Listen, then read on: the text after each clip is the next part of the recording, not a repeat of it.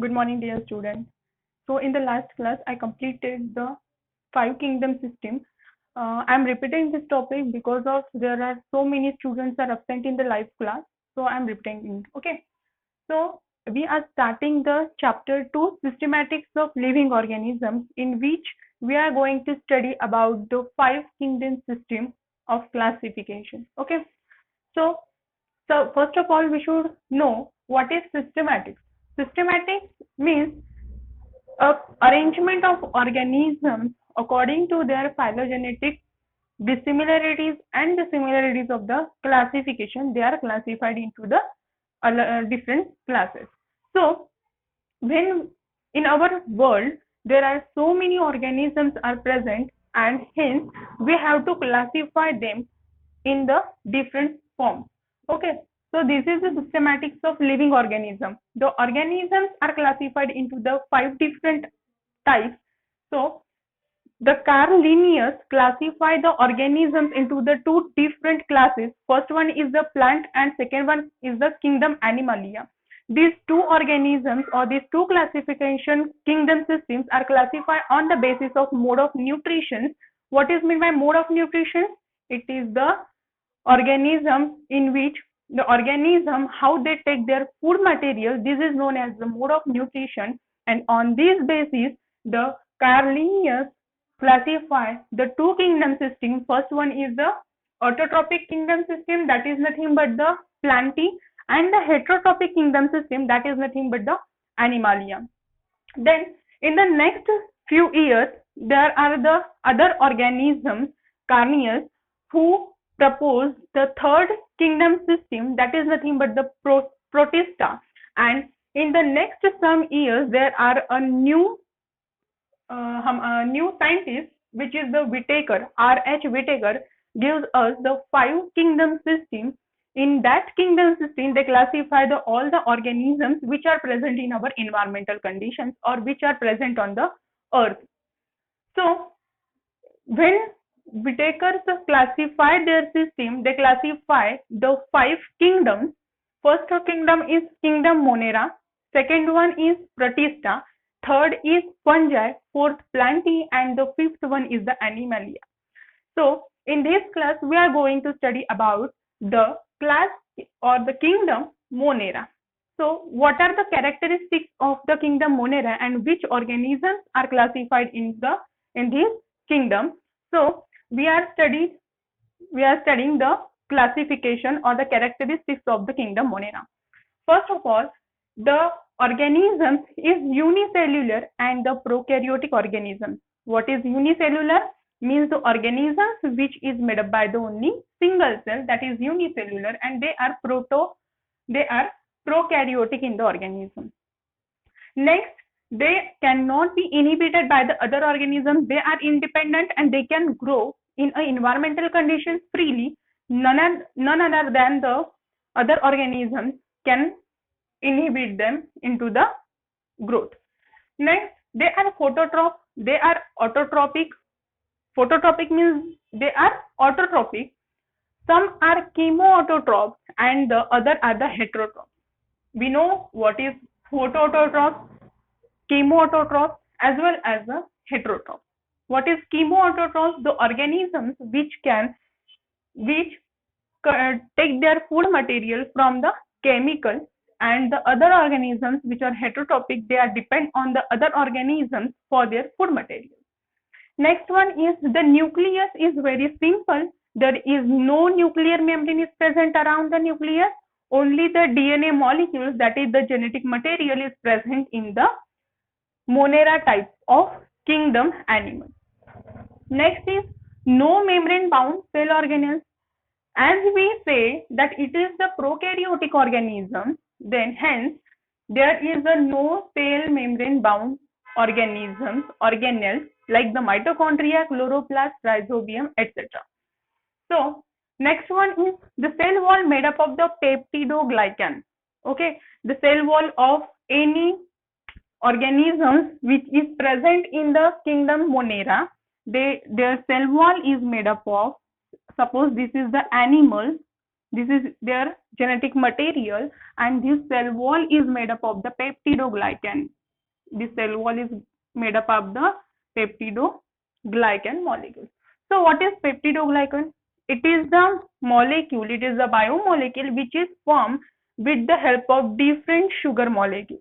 They are interconnected and form the polypeptidoglycan. Poly means many, and the peptidoglycans. Many types of peptidoglycans join with each other and form the polypeptidoglycans, and which is the constituent of our cell wall. Next one is how they reproduce. The animals or the microorganisms which are under the kingdom Monera, how they reproduce? They reproduce asexually and rarely sexually. So asexually means with the help of fission, as well as they can reproduce differently. So they are asexually reproduced, as well as some are or rarely sexually reproduced. They can sexually reproduce only by the mode of conjugation type of sexual reproduction. So where we found the conjugative reproductive system, we can find it into the bacteria. Okay, so these are some characteristics of the kingdom Monera animals which are contained in the kingdom Monera. सबसे पहले हम लोग क्या ध्यान में रखेंगे कि उनका सेल्यूलर स्ट्रक्चर कैसे है. जो भी किंगडम मोनेरा है उनका सेल्यूलर स्ट्रक्चर कैसे है, यूनिसेल्यूलर प्रोकैरियोटिक. वो उनका मोड ऑफ न्यूट्रिशन कैसे है, उनका मोड ऑफ न्यूट्रिशन है फोटोट्रॉप्स, कीमोऑटोट्रॉप्स एंड द हेटरोट्रॉप्स. फिर उनका जेनेटिक मटेरियल कहाँ पर है, उनका न्यूक्लियस किस टाइप से है, उसके बाद उनकी जो भी सेल बनती है वो सेल किस मटेरियल से बनती है, देन उनका रिप्रोडक्शन किस टाइप से होता है. These are some common points which we have to keep in our mind, and according to these points we have to explain the characteristics of the kingdom Monera. So the sexual reproduction occurs in the bacteria, and the bacteria is also included in the kingdom Monera. So there are the two different types of bacteria. First one is the Archaebacteria and second one is the Eubacteria. So what is the difference between the Archaebacteria and the Eubacteria? The Archaebacteria are also known as the extremophili. Why they are known as the extremophili? Because they can grow in a very extreme condition. Like they can grow in a very hot condition, hot springs.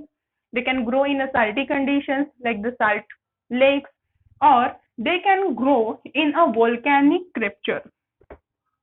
Okay, means जहाँ पर भी volcanic action होती है वहां पर भी कुछ bacteria हम लोगों को मिलेंगे, कुछ बैक्टीरिया हॉट स्प्रिंग्स मिलेंगे जिसका जो भी टेम्परेचर रहेगा वो अबव 100 डिग्री सेल्सियस तक रह सकता है.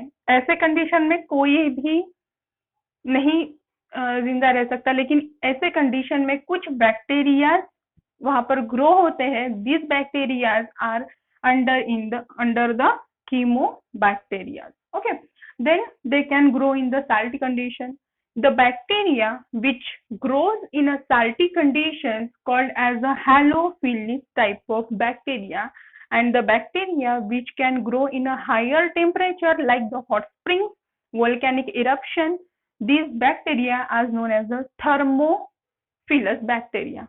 Okay, thermo means the temperature, it is related with the temperature, highest temperature. So it can be said as the thermophilus bacteria. Salty condition known as the halobacteria. It can be asked in an examination in the help of fill in the blanks or with the one line answer. Okay. Then what are the examples of Archaebacteria? There are some methanogenic bacteria which is found in the rodent, like the buffalo, gut of buffalo, gut of cow. In these the methanogenic bacteria are found. अब methanogenic bacteria क्या करता है, जब भी हम biogas का plant show करेंगे, उन that biogas plant the methane is produced with the help of these methanogenic bacteria. These methanogenic bacteria are produce the methane in a biogas. production of methane in biogas plant.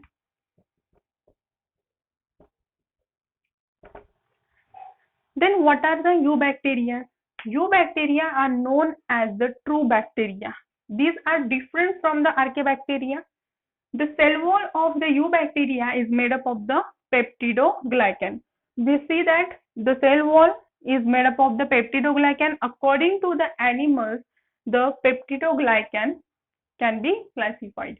So the cell wall is with the peptidoglycan. They may be the eubacteria, may be the autotrophic or the heterotrophic. They can be a saprophytic and the parasitic animals. In the eubacteria, there are cells with the septa or without septa. So what is septa? If this is the animal, this is the organism. In this organism, there is outermost covering which is known as the mucilaginous sheath, and these are the cells. Okay, these are the cells. In these cells, the cell wall is made up of the peptidoglycan. These are the autotrophic or the heterotrophic organism. These are the multicellular fresh water organisms. Means यहाँ पर जो भी organisms रहेंगे वो more than one cell से बने रहेंगे. यहाँ पर दिख रहा है हम लोगों को, ये है first cell, ये है second, third one and the fourth one.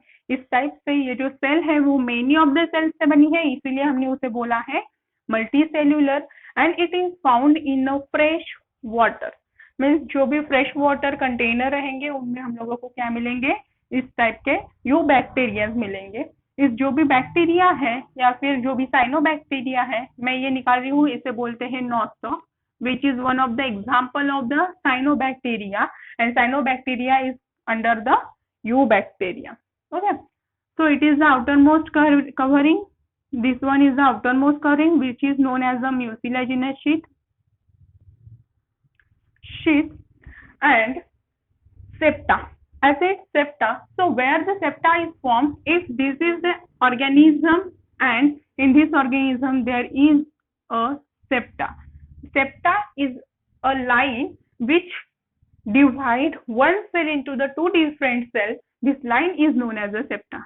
For example, this is the septa. This is the septate organism. And what are the aseptate organisms? If the organism is not converted into the different cells, is known as the aseptate organism. These are the aseptate organisms. So these are the septate or the aseptate organisms. Then what are the examples of eubacteria? The eubacteria may be the lactobacillus, which produce the lactate, means which are present in our milk, curd. These are the lactobacillus are under the eubacteria. Nitrogen fixing bacteria is under the eubacteria like the nostoc, Anabaena. Such some antibiotic producing bacteria are also present, are also classified into the eubacterial type of bacteria. For example, cyanobacteria, example is nostoc. This is the cyanobacteria which is under the eubacterial condition. Okay, now there are various bacteria which are classified or which are named on the basis of their cellular structure. Means if the bacteria on the basis of bacterial morphology, so the bacteria classify on the basis of morphological characteristics. If the bacteria is round shape, then these bacteria are known as the coccus. If they are somewhat elongated, known as the coccobacillus, this is the vibrio type of bacteria, and the bacteria which is present in a rod-like shape, known as the bacillus, and the invaginated or the wavy shaped bacteria is known as the spirulum, and the spirochetes, which is spiral around one axis. Such bacteria are classified on the bacterial morphological characteristics of the bacteria. So in this way, we are completed here the one kingdom system, that is Monera, and in the next class we will study the kingdom system, Monera, and the fungi also. Okay, thank you.